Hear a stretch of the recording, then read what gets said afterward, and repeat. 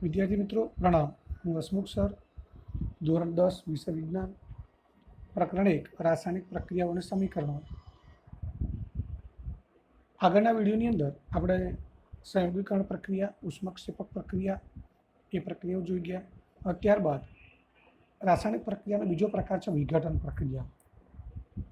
એની વ્યાખ્યા આપણે આગળના વિડીયોમાં સમજાયેલી છે કે જે રાસાયણિક પ્રક્રિયામાં એક જ પ્રક્રિયકનું વિભાજન થઈ એકથી વધુ નિપજો બનતી હોય તો તેવી પ્રક્રિયાને વિઘટન પ્રક્રિયા કહે છે। અને આ પ્રકરણમાં આપણે 3 પ્રકારની વિઘટન પ્રક્રિયાઓનો અભ્યાસ કરવાનો છે। ઉષ્મીય વિઘટન, વિદ્યુતીય વિઘટન અથવા જેને વિદ્યુત વિભાજન કહેવાય, અને ત્રીજું છે સૂર્યપ્રકાશની મદદથી વિઘટન। સૌથી પહેલાં જોઈએ ઉષ્મીય વિઘટન। હવે ઉષ્મીય વિઘટન શબ્દ ઉપરથી જ આપણને ખ્યાલ આવી જાય કે ઉષ્મા એટલે ગરમી। જે વિઘટન પ્રક્રિયા ગરમીથી થતી હોય તે વિઘટન પ્રક્રિયાને ઉષ્મીય વિઘટન પ્રક્રિયા કહેવાય। જે વિઘટન પ્રક્રિયા ગરમી એટલે કે ઉષ્માથી થતી હોય તેને ઉષ્મીય વિઘટન પ્રક્રિયા કહેવાય। હવે આના 3 ઉદાહરણ આપણે સમજવાના છે। પહેલું ઉદાહરણ છે ચૂનાના પથ્થરનું વિઘટન। તો ચૂનાનો પથ્થર એટલે કેલ્શિયમ કાર્બોનેટ, જેને આપણે ગરમ કરીએ તો ગરમીથી એનું વિઘટન થાય છે અને આપણને 2 નિપજો મળે છે, એક કેલ્શિયમ ઓક્સાઇડ અને બીજો કાર્બન ડાયોક્સાઇડ। કાર્બન ડાયોક્સાઇડ છે એ વાયુ સ્વરૂપે વાતાવરણની અંદર જાય છે, જ્યારે કેલ્શિયમ કાર્બોનેટને ગરમ કરવાથી બાકી રહેલું જે પદાર્થ છે એ કેલ્શિયમ ઓક્સાઇડ મળે છે, જેને આપણે કડી ચૂનો અથવા ક્વિક લાઇમ કહીએ છીએ। તો આ રીતે કેલ્શિયમ કાર્બોનેટનું ગરમીથી ઉષ્માથી વિઘટન થાય છે, એટલે આ પ્રક્રિયા આપણે ઉષ્મીય વિઘટન પ્રક્રિયા કહી શકીએ। ત્યારબાદ ફેરસ સલ્ફેટનું ઉષ્મીય વિઘટન। તો ફેરસ સલ્ફેટ છે એ આછા લીલા રંગનો સ્ફટિકમય પદાર્થ છે, એને આપણે ગરમ કરીએ તો ગરમીથી એનું વિઘટન થઈ અને આપણને 3 નિપજો મળે છે, ફેરિક ઓક્સાઇડ જે લીલાશ પડતા કથ્થાઈ રંગનો બને છે, ત્યારબાદ સલ્ફર ડાયોક્સાઇડ વાયુ અને સલ્ફર ટ્રાયોક્સાઇડ વાયુ, આ 3 નિપજો મળે છે। એટલે એક પ્રક્રિયક છે એમાંથી આપણને 3 નિપજો મળે છે, એટલે આપણે વિઘટન પ્રક્રિયા થઈ જે ગરમીથી થાય છે એટલે એને ઉષ્મીય વિઘટન કહી શકાય। અહીંયા 2 વસ્તુ જોવા મળે છે। ફેરસ સલ્ફેટનો આછો લીલો રંગ છે એ લીલાશ પડતા કથ્થાઈ રંગમાં ફેરવાય છે, એટલે એક રંગ પરિવર્તન થયું અને પ્રક્રિયા દરમિયાન 2 વાયુ ઉત્પન્ન થાય છે। અને સલ્ફર ડાયોક્સાઇડ અને સલ્ફર ટ્રાયોક્સાઇડ વાયુ એ તીવ્ર વાસ ધરાવતા વાયુઓ છે। ત્યારબાદ ત્રીજી વિઘટન પ્રક્રિયા છે લીડ નાઇટ્રેટ ઉષ્મીય વિઘટન। લીડ નાઇટ્રેટ પણ આગળ આપણે એક વિડીયોમાં જોઈ ગયા છીએ। એ પણ સફેદ રંગનો પાવડર છે જેનું રાસાયણિક સૂત્ર છે PbNO3 વોલ્ટવાઇઝ। એને આપણે ગરમ કરીએ તો અહીંયા ગરમીથી આપણને 3 નિપજો મળે છે, એક લીડ ડાયોક્સાઇડ, બીજો નાઇટ્રોજન ડાયોક્સાઇડ વાયુ અને ત્રીજું ઓક્સિજન વાયુ। એટલે અહીંયા 3 નિપજો મળે છે, લીડ ઓક્સાઇડ, નાઇટ્રોજન ડાયોક્સાઇડ અને ઓક્સિજન વાયુ। હવે સમીકરણ સંતુલિત કરવાની વાત કરીએ એ પહેલાં લીડ ઓક્સાઇડ છે એ કસનળીની અંદર આપણે જ્યારે લીડ નાઇટ્રેટનું વિઘટન કરીએ એટલે કસનળીમાં બાકી વધેલો પદાર્થ છે લીડ ઓક્સાઇડ હોય છે, અને નાઇટ્રોજન ડાયોક્સાઇડ વાયુ છે એ કથ્થાઈ રંગનો આપણને કસનળીમાંથી બહાર નીકળતો જોવા મળે કથ્થાઈ રંગના ધુમાડા સ્વરૂપે। અને ત્યારબાદ પ્રક્રિયા દરમિયાન અંદર ઓક્સિજન વાયુ પણ ઉત્પન્ન થાય છે, જે આપણે જે અગરબત્તી છે અગરબત્તીની મદદથી એ ઓક્સિજનની હાજરી આપણે ચકાસી શકીએ, જે આગળ આપણે પ્રેક્ટિકલ જોઈશું એની અંદર ખ્યાલ આવી જશે। તો આ ઉષ્મીય વિઘટન પ્રક્રિયા છે એના 3 ઉદાહરણ થયા।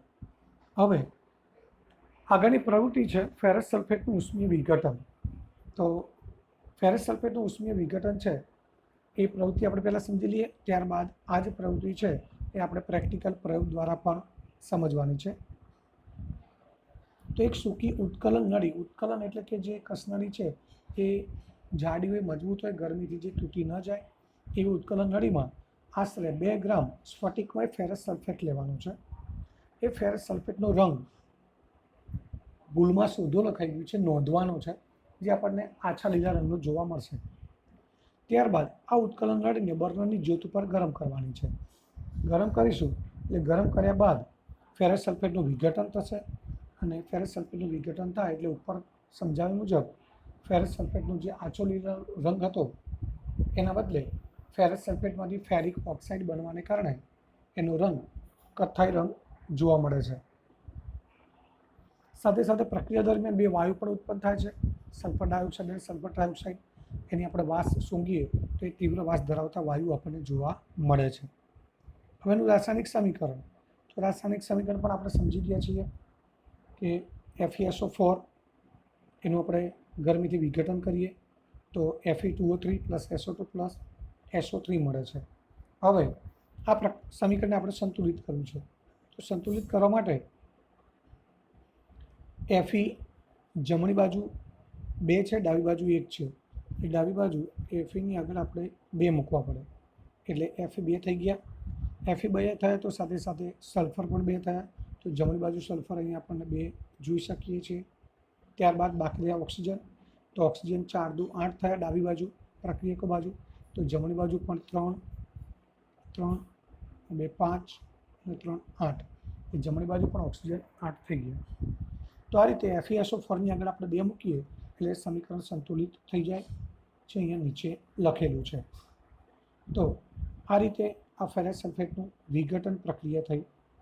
હવે આનું અવલોકન આપણે જોઈએ તો આગળ વાત કરીએ કે ફેરસ સલ્ફેટને ગરમ કરતાં Fe2O3 બને છે, જેને કારણે એનો રંગ લીલાશ પડતા રંગમાંથી લીલાશ પડતો કથ્થાઈ રંગ બને છે.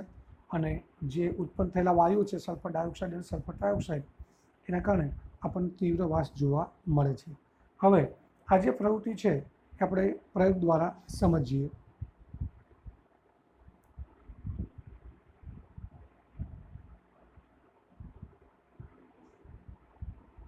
અહીંયા આપણે જોઈ શકીએ છીએ કે કાચનું એક બાઉલ છે, એની અંદર ફેરસ સલ્ફેટના સ્ફટિક છે જે આછા લીલા રંગના છે. હવે એ ફેરસ સલ્ફેટના સ્ફટિકને આપણે એક કસનળીમાં લઈએ અને એ કસનળીને ટેસ્ટ ટ્યુબ હોલ્ડર વડે પકડી અને આ સ્પિરિટ લેમ્પ છે એની અંદર આપણે ગરમ કરીએ. જેમ જેમ ફેરસ સલ્ફેટના સ્ફટિક ગરમ થશે તેમ તેમ તેનું ગરમીથી વિઘટન થશે. અહીં આપણે રંગ પરિવર્તન જોઈ શકીએ છીએ કે ફેરસ સલ્ફેટનું વિઘટન થવાથી એનો રંગ લીલાશ પડતો હતો એમાંથી કથ્થાઈ રંગનો બનતો જાય છે. સાથે સાથે કસનળીમાંથી સલ્ફર ડાયોક્સાઇડ અને સલ્ફર ટ્રાયોક્સાઇડ જેવા તીવ્ર વાસ ધરાવતા વાયુઓ પણ ઉત્પન્ન થતા જોવા મળે છે. હવે અહીંનું રાસાયણિક સમીકરણ છે FeSO4 gives Fe2O3 plus SO2 plus SO3. આગળ આપણે સમીકરણ કેવી રીતે સંતુલિત થાય એ જોઈ ગયા. Feની આગળ 2 મૂકી દઈએ FeSO4ની આગળ એટલે Fe 2 થઈ જશે, સલ્ફર 2 થશે અને ઓક્સિજન 8 થઈ જશે. તો આ રીતે આ પ્રક્રિયાને આપણે સંતુલિત કરી શકીએ. તો ફેરસ સલ્ફેટના વિઘટનની પ્રક્રિયા થઈ. હવે ત્યારબાદ લેડ નાઇટ્રેટનું ઉષ્મીય વિઘટન. તો આ પણ સમીકરણ આપણે જોઈ ગયા છીએ કે અહીંયા આપણે પ્રવૃત્તિ દ્વારા સમજવાનું છે.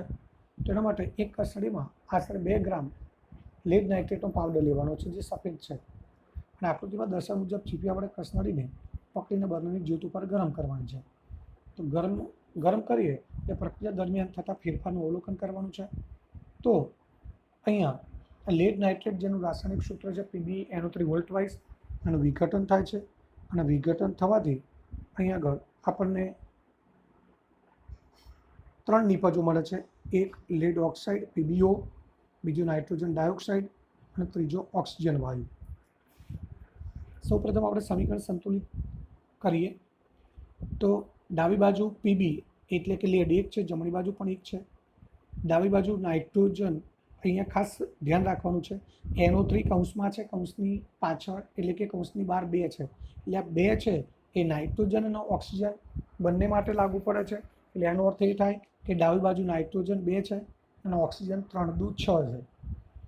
હવે જમણી બાજુની વાત કરીએ તો જમણી બાજુ લેડ એટલે Pb 1 છે, ઓક્સિજન 1 ને 2 3 ને 2 5 છે. હવે સૌથી પહેલાં આપણે જ્યારે સમીકરણ સંતુલિત કરીએ ત્યારે હંમેશા જેના પરમાણુ અયુગ્મિત હોય એકી સંખ્યામાં એને પહેલાં આપણે બેકી સંખ્યામાં ફેરવવા પડે. તો એના માટે જમણી બાજુ ઓક્સિજન 5 છે તો એને યુગ્મ અથવા યુગ્મિત કરવા માટે PbOની આગળ 2 મૂકી દઈએ.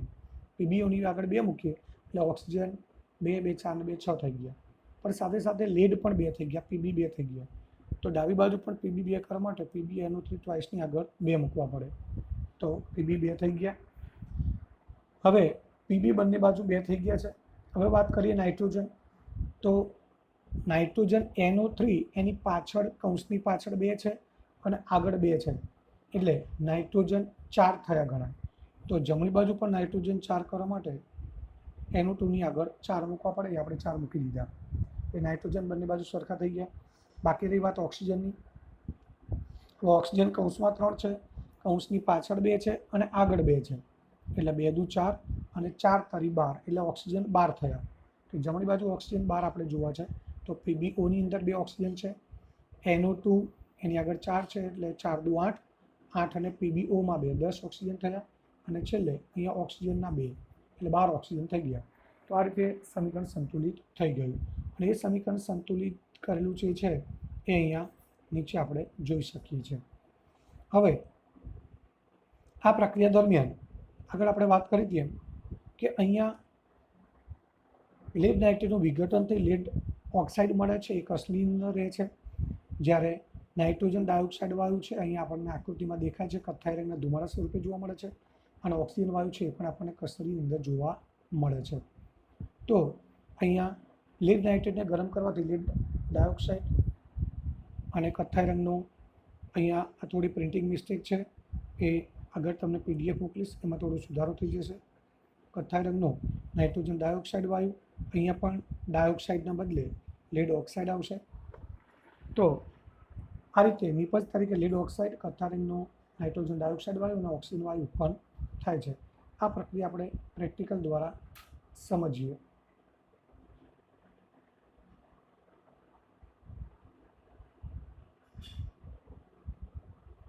તો અહીંયા આપણે જોઈ શકીએ છીએ કે આપણી સામે એક સફેદ પ્લાસ્ટિકનો ડબ્બો છે, એની અંદર લેડ નાઇટ્રેટનો પાવડર છે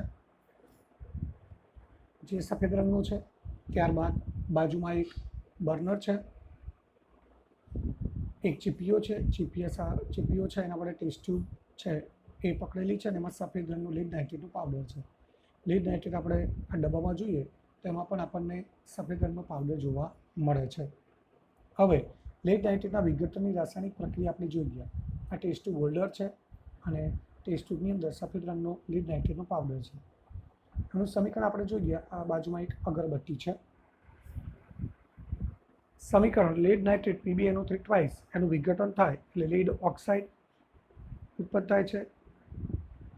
નાઇટ્રોજન ડાયોક્સાઇડ વાયુ જે કથ્થાઈ રંગનો ઝેરી વાયુ છે અને ત્યારબાદ ત્રીજી નિપજ છે ઓક્સિજન વાયુ. તો આ ઓક્સિજન વાયુ છે એની હાજરી આપણે આ જે અગરબત્તી છે અગરબત્તીની મદદથી આપણે ચકાસી શકીએ, જે હવે આપણે જોઈએ. હવે આ કસરડીમાં રહેલું લીડ નાઇટ્રેટ છે એને આપણે બર્નર વડે ગરમ કરીએ. જેમ જેમ લીડ નાઇટ્રેટનું પાવડર ગરમ થશે તેમ તેમ એનું વિઘટન થઈ અને આપણે નીચે સમીકરણમાં જોઈ એ મુજબ 3 નિપજો છૂટી પડવાની ક્રિયા શરૂ થશે. તો સૌપ્રથમ અહીંયા આ લીડ નાઇટ્રેટનું પાવડર ગરમ થાય એ દરમિયાન તડ એવો અવાજ પણ આપણે જ્યારે વાસ્તવમાં જ્યારે પ્રયોગ કરતા હોઈએ ત્યારે આપણને એવો અવાજ પણ સાંભળવા મળે. તો અહીંયા તડ એવો અવાજ સંભળાતો હોય છે. સાથે સાથે અહીંયા પ્રક્રિયા દરમિયાન ઓક્સિજન વાયુ ઉત્પન્ન થાય છે કે નહીં એ ચકાસવા માટે આપણે આ કસનળીની અંદર એક અગરબત્તી દાખલ કરીશું. અહીંયા મિત્રો આપણે લીડ નાઇટ્રેટના વિઘટનથી કથ્થાઈ રંગનો નાઇટ્રોજન ડાયોક્સાઇડ વાયુ ઉત્પન્ન થતો આપણે જોઈ શકીએ છીએ. સાથે સાથે ઓક્સિજન વાયુ છે કે નહીં એ આપણે અગરબત્તી દ્વારા ચકાસીએ. અહીંયા કસનળીમાં અગરબત્તી રાખેલી છે અને ધીમે ધીમે અગરબત્તી છે એ અહીંયા સળગવા લાગી. એનો અર્થ એ થયો કે અગરબત્તીને સળગવા માટે અંદર ઓક્સિજન મળી રહે છે, એટલે એનો અર્થ એ થયો કે કસનળીમાં ઓક્સિજન વાયુ પણ હાજર છે. ફરીથી ઓક્સિજનની હાજરી આપણે ચકાસીએ તો જે બુઝાવેલી અગરબત્તી હતી એ સળગવા લાગે છે. એનો અર્થ એ થયો કે કસનળીમાં ઓક્સિજન વાયુ પણ છે.